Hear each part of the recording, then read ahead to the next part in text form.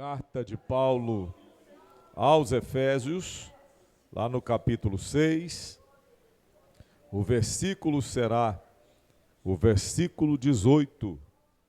Orando em todo tempo, com toda oração e súplica no Espírito, e vigiando nisso com toda perseverança e súplica por todos os santos, e por mim, para que me seja dada, ao abrir da minha boca, a palavra com confiança para fazer notório o mistério do Evangelho, pelo qual sou embaixador em cadeias, para que possa falar dele livremente, como me convém falar. Vamos falar juntos o versículo 18, todos nós? Orando em todo tempo, com toda oração e súplica no Espírito, e vigiando nisso, com toda perseverança e súplica por todos os santos. Amém, meus irmãos?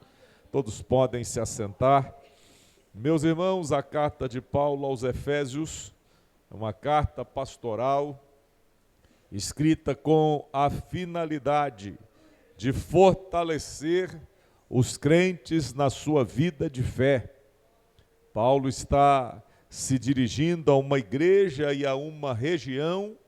Ao que consta na história, o pastor daquela região nesse tempo era o jovem Timóteo, que em algum momento foi chamado para estar com o apóstolo na capital do império, em Roma, e Tíquico foi quem foi designado para levar a carta às igrejas e também substituir o pastor Timóteo naquele tempo, no pastoreio daquela igreja e daquela região específica. E essa carta ela tem o propósito de explicar a natureza da igreja como corpo de Cristo. A igreja de Jesus não é uma mera organização, embora que a organização seja necessária. Não é um CNPJ, uma instituição, embora que reconheçamos também que estas coisas também sejam necessárias. A igreja, a sua natureza essencial, ela é um organismo, ela é o corpo, ela é o ajuntamento das pessoas em torno do nome, da pessoa de Jesus.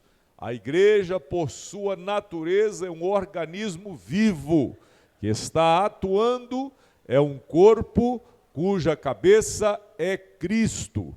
Então Paulo, ele explica a natureza da igreja, as suas finalidades.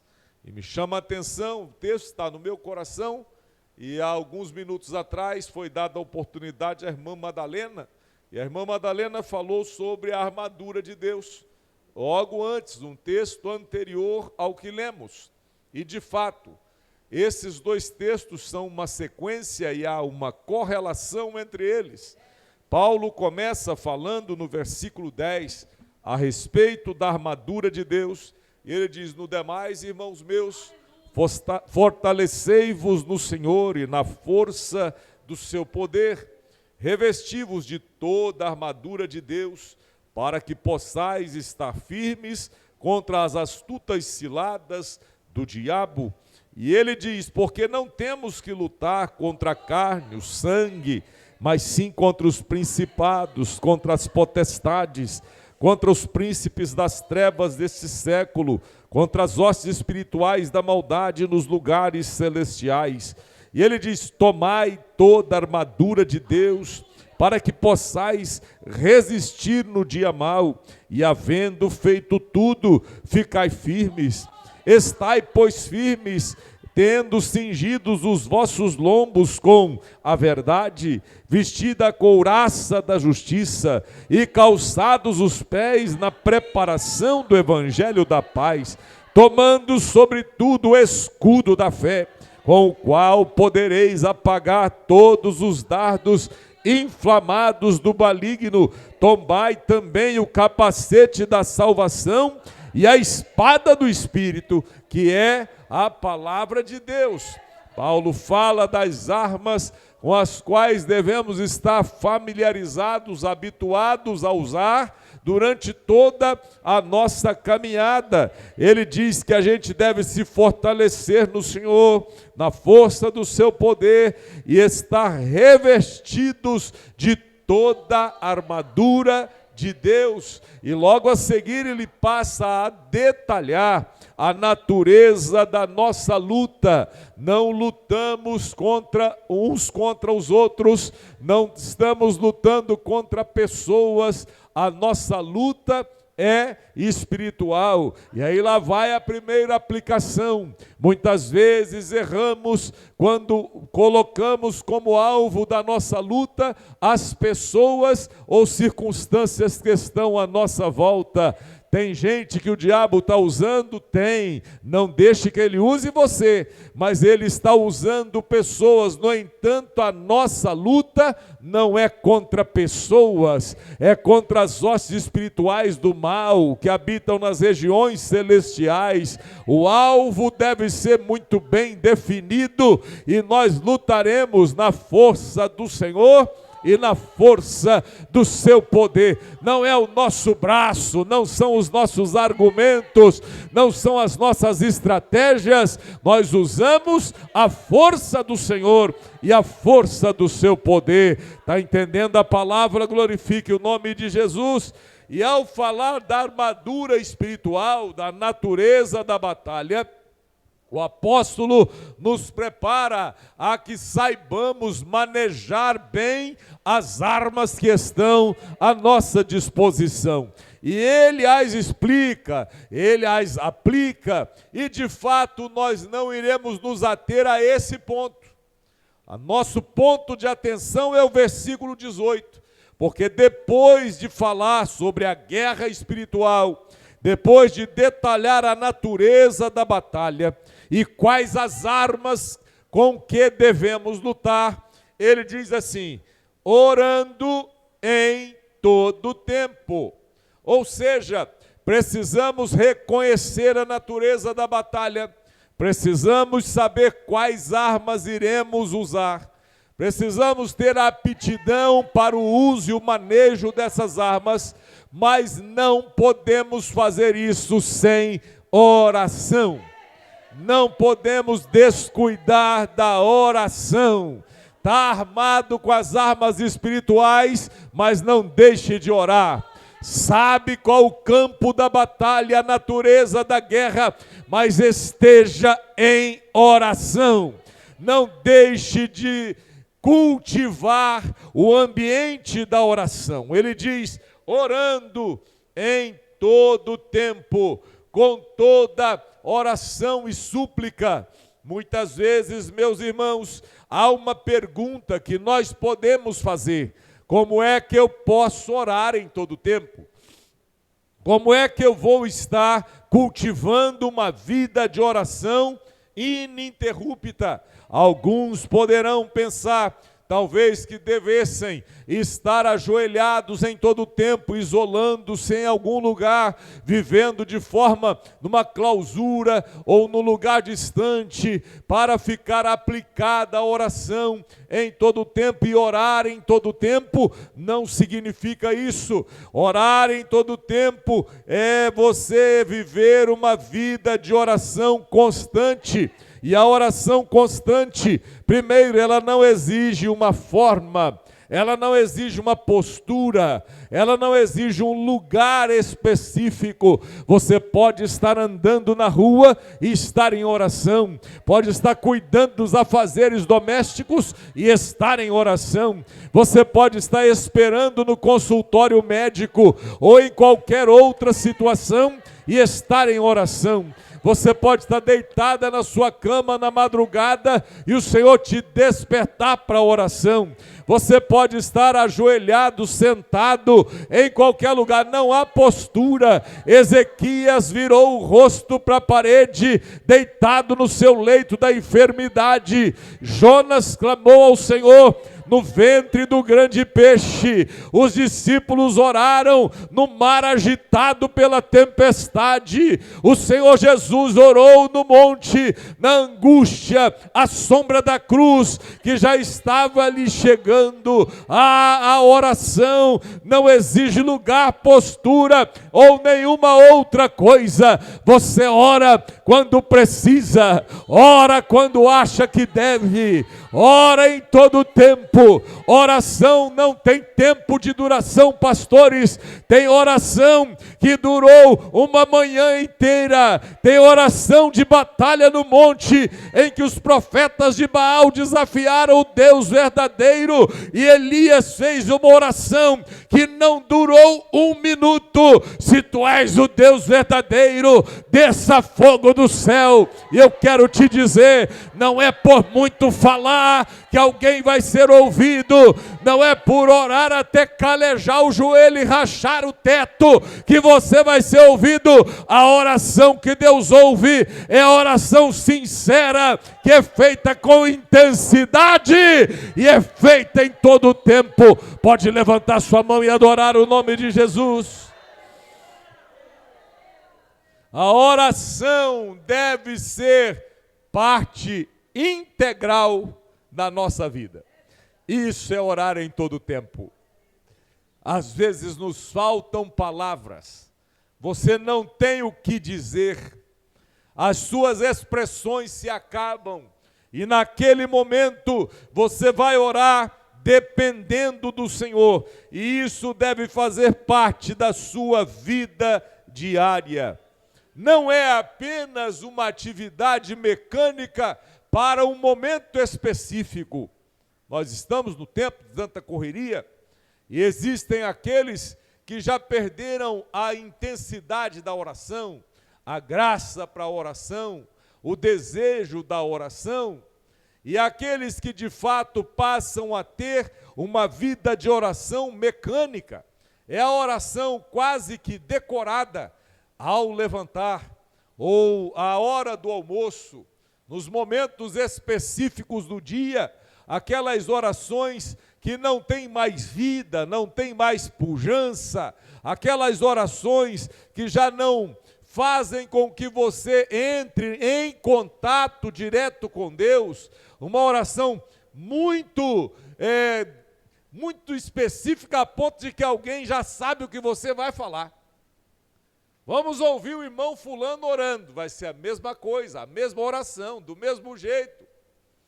Nós precisamos, meus irmãos, entender que a vida de oração, é por isso que em nossas igrejas, nós não temos um livro de orações, nós não temos um rosário para contar as orações, nós não temos as orações decoradas, não temos a oração específica para o momento tal, a oração para as causas impossíveis, a oração para algo que nós tenhamos, por exemplo, que decorar para repetir naquele momento.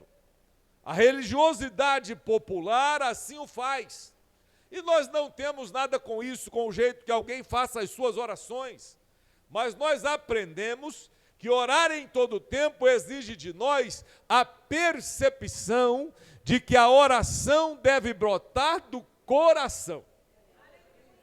Que a oração deve ser resultado de um coração quebrantado e contrito. E a palavra de Deus diz que ao coração quebrantado e contrito, o Senhor não o rejeita. Quando você se quebranta, Deus escuta. Quando você fica contrito, Deus atende. Quer mexer com a mão de Deus, com o coração de Deus? Se derrame diante do Senhor. Não é a oração bonita, rebuscada, as palavras que impressionam. Às vezes nós não temos nem palavra, mas se o coração está quebrantado e contrito, Deus ouvirá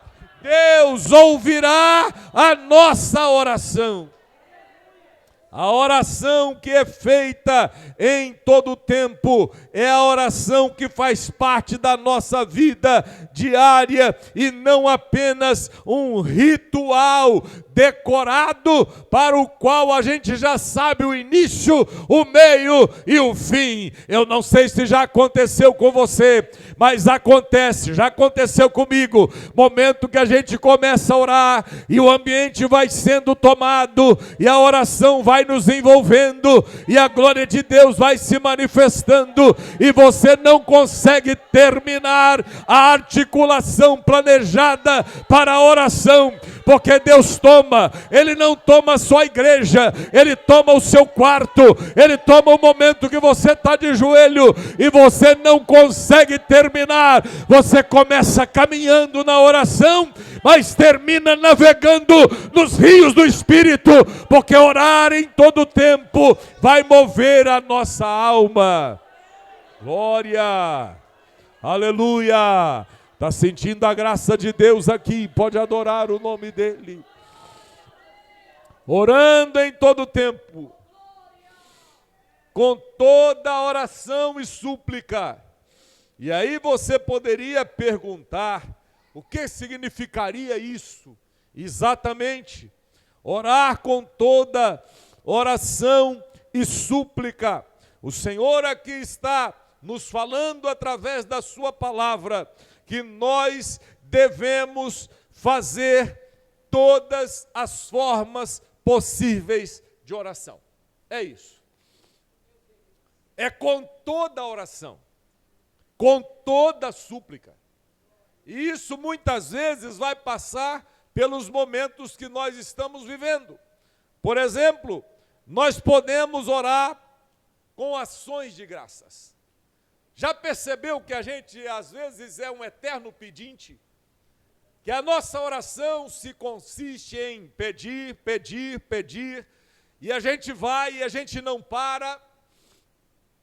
Não que pedir não deva fazer parte das nossas orações, orações também são petições, mas não podem ser apenas petições. Oração não pode ser apenas petição. Devemos também render graças. Um momento que nós devemos, de fato, dar atenção às ações de graças, são os momentos da nossa oração. E eu penso que existem aqueles que nunca fazem isso em oração. Eles não se esquecem de dar o culto de gratidão na igreja. Tem dia que tem 20. Porém, na oração diária, muitas vezes nos esquecemos. Porque o que Deus já fez, a gente às vezes se esquece. A gente se lembra daquilo que Ele ainda não fez. Mas olha só, filhos de verdade precisam ser gratos. Oração tem que incluir ação de graças. Começa a orar colocando ação de graça na frente. Começa a orar agradecendo a Deus pelas bênçãos, porque Ele fez, por aquilo que Ele é. Começa a agradecer a cura que ainda não chegou. Começa a agradecer o milagre que ainda não bateu na sua porta. Começa a agradecer a libertação que você ainda não viu. Eu conheço gente que ora reclamando, Deus, esse filho, que tal começar a agradecer pela libertação, pelo filho que Deus te deu? Sabe por que você tem problema com o filho? Porque Deus te deu o filho. Tem gente que Deus tirou e a pessoa está no maior problema. Começa a agradecer. É problemático, mas Deus te deu. Tem situação difícil, mas está na sua casa. Começa a agradecer e você vai ver aquele filho se transformar num homem de Deus, numa mulher de Deus. Glórias sejam dadas ao nome de Jesus. Oração deve incluir também confissão. Quantas vezes na oração reclamamos das situações que envolvem os terceiros, as pessoas, mas nós na oração, nós estamos diante daquele que tudo vê, e se tem alguém que sabe como está o nosso coração, é o Senhor. Você pode orar de forma bonita, pujante, com as palavras que alguém que ao ouvir precisa até ir no Google, olhar o significado de tão bonitas. Antigamente não era o Google, era o dicionário. Alguém fala uma palavra tão bonita, você não sabe o que é. Aí tinha que ir lá buscar o dicionário Aurélio, ou qualquer outro, o Roais, para você saber que palavra é aquela. Tem coisa que a gente fica impressionado, como fulano ora bonito. Eu me lembrei lembrei da avó Filhinha. Ela falava assim, mas fulano ora tão bonito, né? Fulano fala um mistério tão bonito. Eu falei, é mesmo, vó? É assim, tem como saber qual que é bonito e qual que é feio? Na verdade, a gente se impressiona com a oratória, com a verborragia de todo mundo, mas tem uma coisa que Deus sabe observar: Deus não está nem aí para a palavra bonita, Deus não está nem aí se você fala o beneplácito da sua vontade, ou se você fala qualquer outra coisa. Deus está impressionado com o coração quebrantado. Não sabe falar bonito, pode faltar uma palavra, um acento, ou pode comer uma vírgula, Deus já sabe o que passa no seu coração.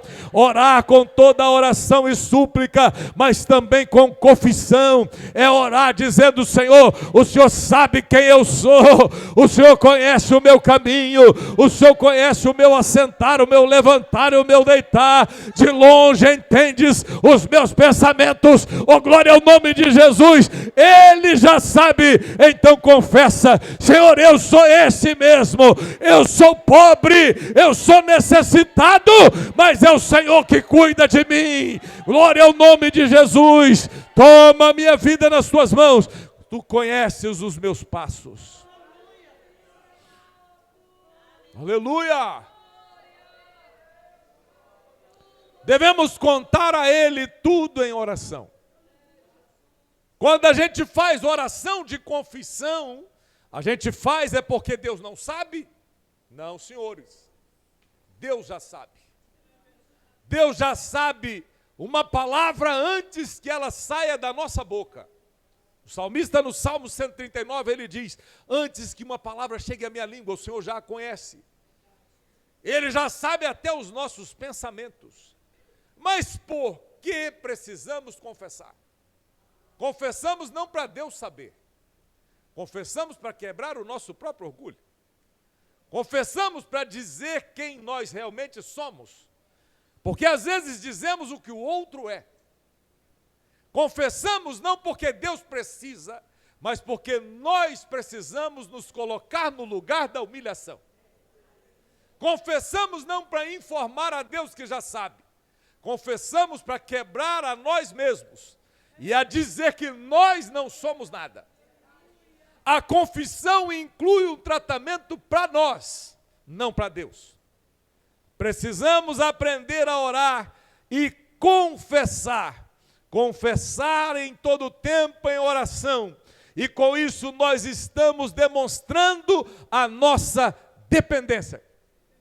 Nós estamos dizendo: eu sou assim, Senhor, e eu preciso do Senhor.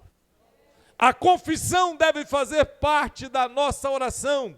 Outra coisa, na oração nós também devemos interceder. Não são só as nossas coisas. Um dia eu vi uma pessoa orando num lugar, não foi aqui, né? Foi num lugar, aqui ninguém faz isso. E a pessoa só orou por si. Senhor, a minha vida, o meu trabalho, a minha casa, os meus filhos, e o meu isso, o meu aquilo. E vai o Senhor Jesus, ela não vai orar para a igreja dela.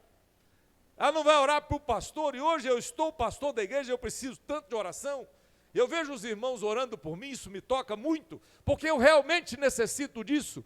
E a gente precisa, meus irmãos, na oração, muitas vezes abrir mão de orar por nós mesmos, e orar por alguém, e orar pelo outro, e orar pela igreja, e orar pelos amigos, e orar pelos inimigos, e orar pelo irmão que está do lado. Jesus diz assim: vocês devem orar por quem persegue vocês, pelos vossos inimigos. A gente precisa aprender, e eu vou dar um exemplo na Bíblia. Jó passou por um grande problema. Jó perdeu tudo, Jó perdeu os filhos, Jó perdeu os bens. Por fim vieram os amigos questioná-lo, e amigos iguais aos amigos de Jó, eu estou dando para os outros, eu não quero, porque são amigos que vêm para acusar, para fazer tanta coisa, mas reconheço que às vezes é necessário ter alguém que confronta a gente, alguém que venha colocar diante de nós os problemas, alguém que venha desconfiar, alguém que venha até mesmo nos acusar,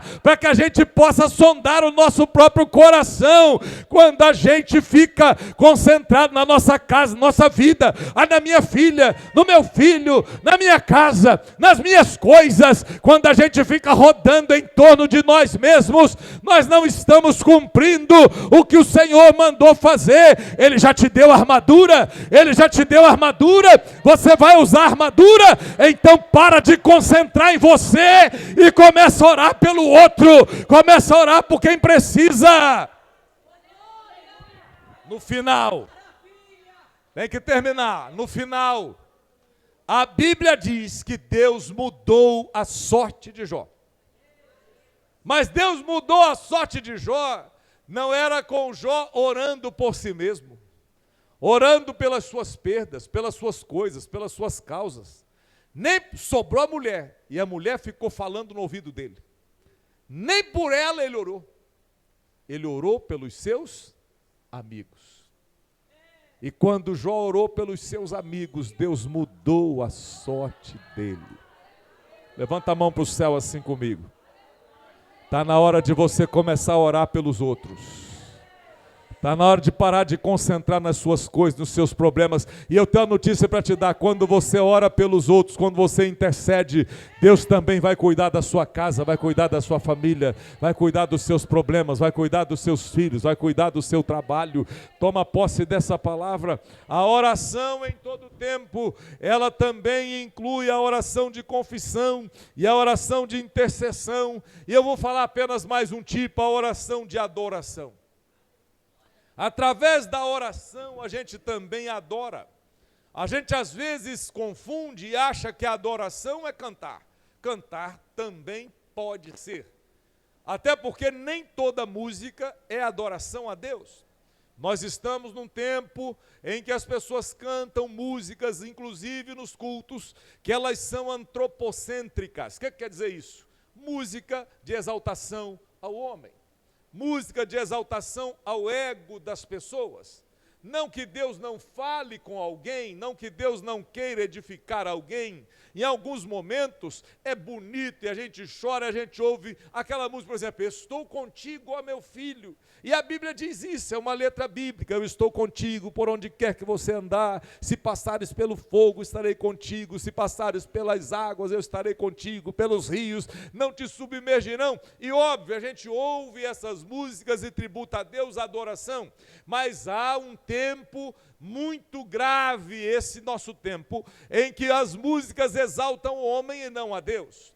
E nós precisamos entender que a adoração é algo que Deus não designa e não compartilha com ninguém. A sua glória Ele não dá a outrem. Então, meus irmãos, quando adoramos a Deus, obviamente, alguns fazem isso lindamente, cantando canções, mas tem aquela pessoa que não tem o timbre adequado, que não tem o jeito adequado para cantar, que não consegue fazer isso, mas não é um adorador. Muito pelo contrário, adorador você é desde a hora que acorda até a hora que vai dormir. E quando vai dormir, você diz assim, em paz eu me deito, porque só o Senhor me faz repousar em segurança.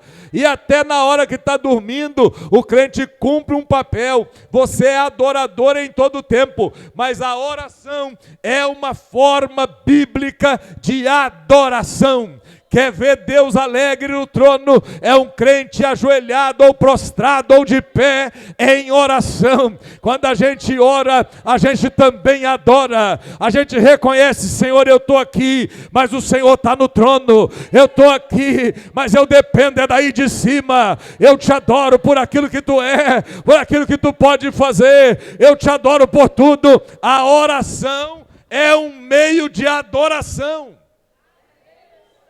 Então, quando oramos em todo o tempo, com oração e súplica, quando oramos dessa forma, nós cumprimos um grande papel.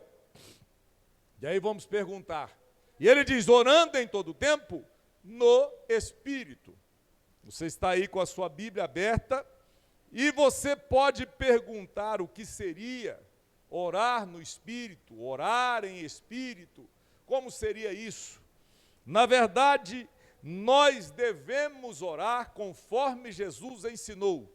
Seja feita a sua vontade, aqui na terra como no céu.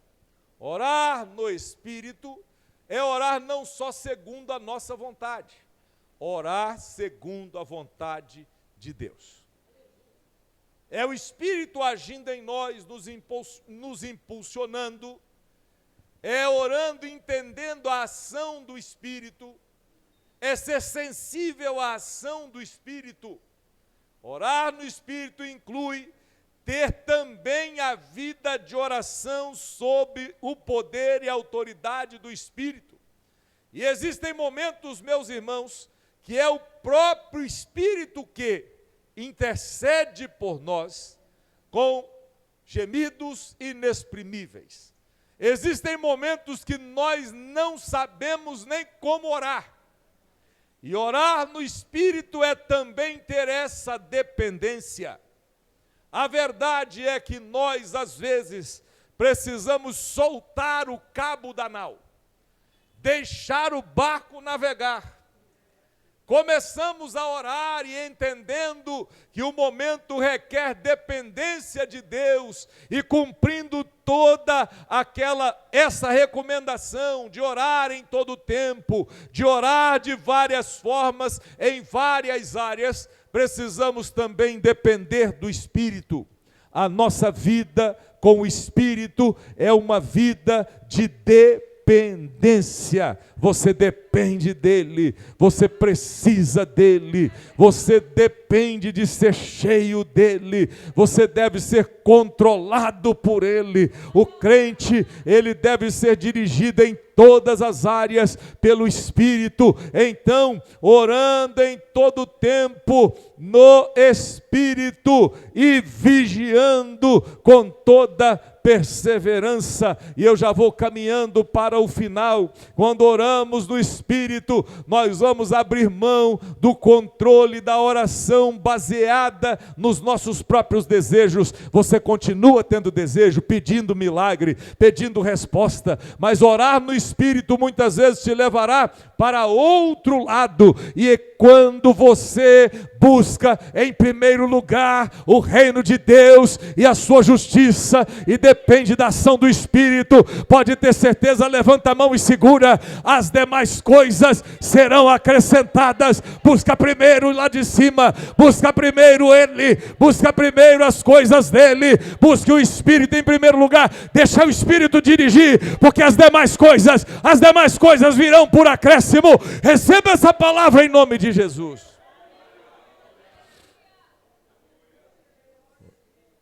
Vigiando com toda perseverança. Vigiar. Tem muita gente orando muito e vigiando pouco. Ora demais, mas não vigia. E a oração,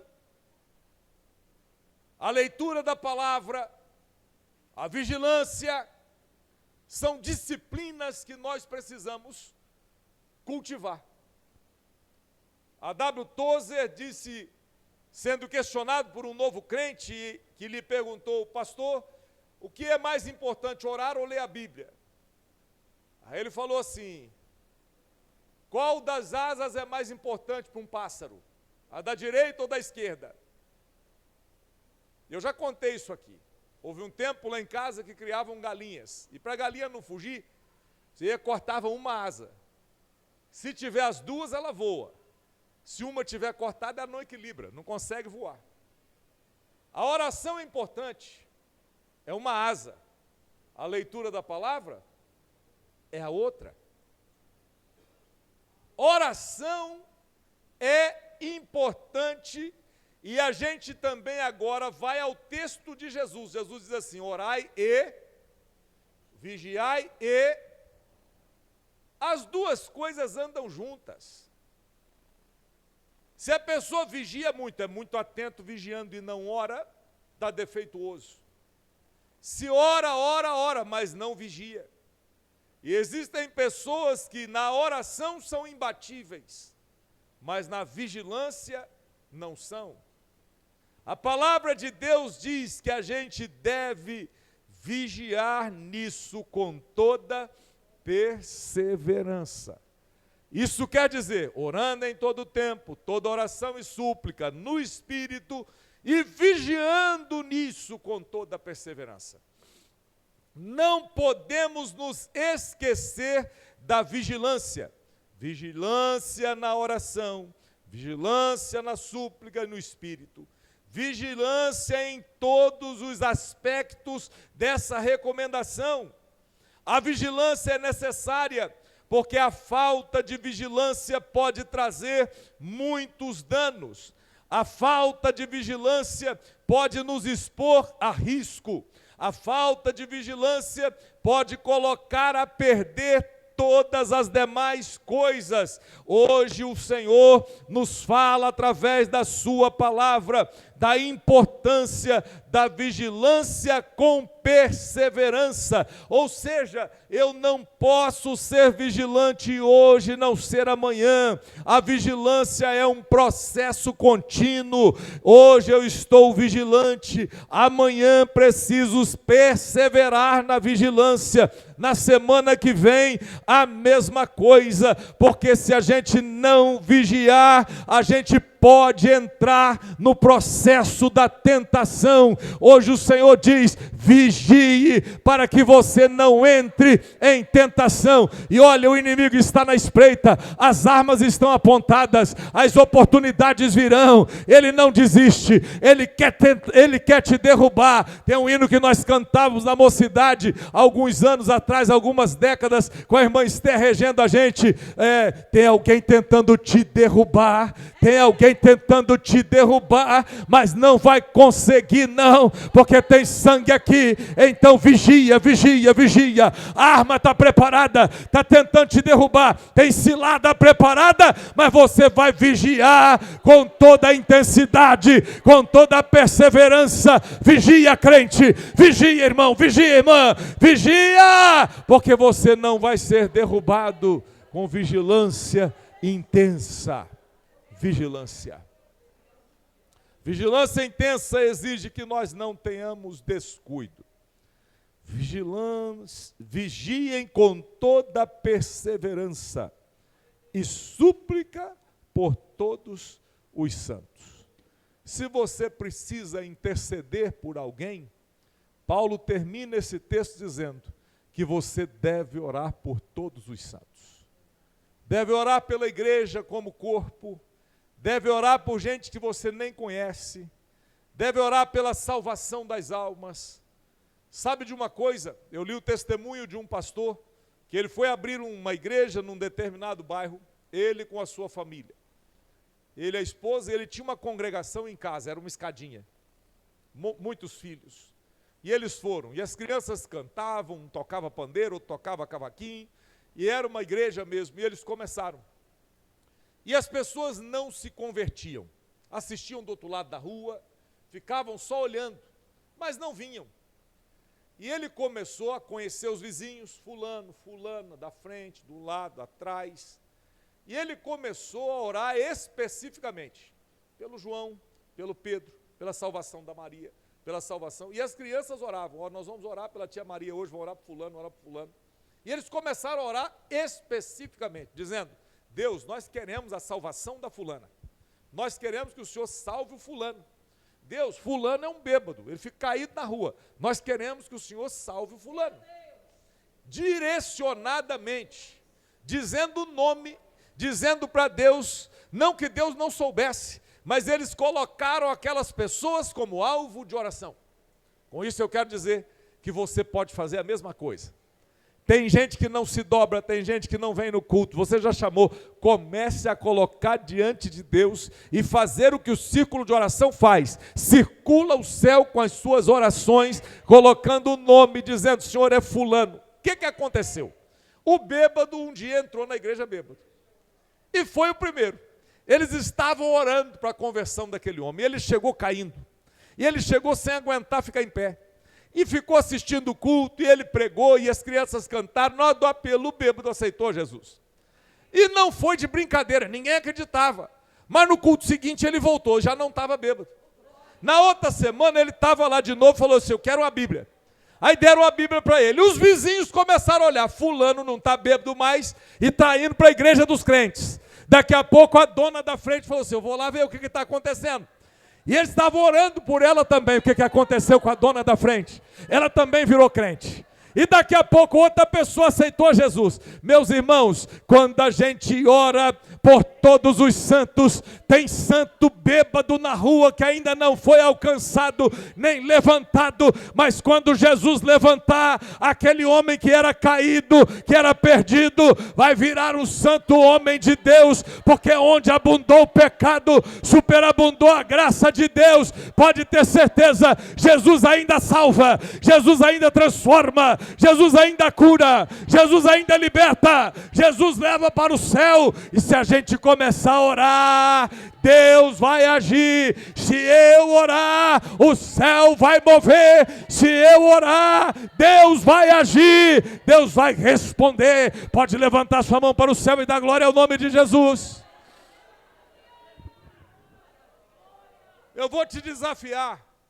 Começa a orar para a pessoa mais complicada que você conhece, que não se dobra, que não se rende, que não aceita Jesus. Coloca o nome dele debaixo do seu joelho. Coloca o nome dele diante de Deus em oração. Começa a orar por aquele vizinho que dá problema. Ora e diz: Deus, eu quero convidar o fulano, eu quero convidar a fulana. Deus, salva a casa dele. E começa a fazer isso. Nós vamos ver muralhas caindo, nós vamos ver vidas sendo transformadas, nós vamos ver gente sendo liberta. Começa a fazer isso, porque se nós fizermos isso, a gente dobra essa igreja de tamanho. Em pouco tempo a gente enche o céu e esvazia o inferno, orando em todo tempo, com toda oração e súplica no Espírito, vigiando nisso, orando por todos os santos. O que nós vamos terminar sabendo? Oração é algo que eu preciso, mas tem muita gente que precisa muito mais. Eu preciso de oração, mas eu também não posso ignorar que você também precisa. Não posso ignorar que eu tenho que cumprir o meu papel, que eu não posso orar só por mim, que eu tenho que orar por você. A graça do Senhor Jesus Cristo, o amor de Deus e a comunhão do Espírito Santo seja com todos vós, desde agora e para sempre. Todos digam amém.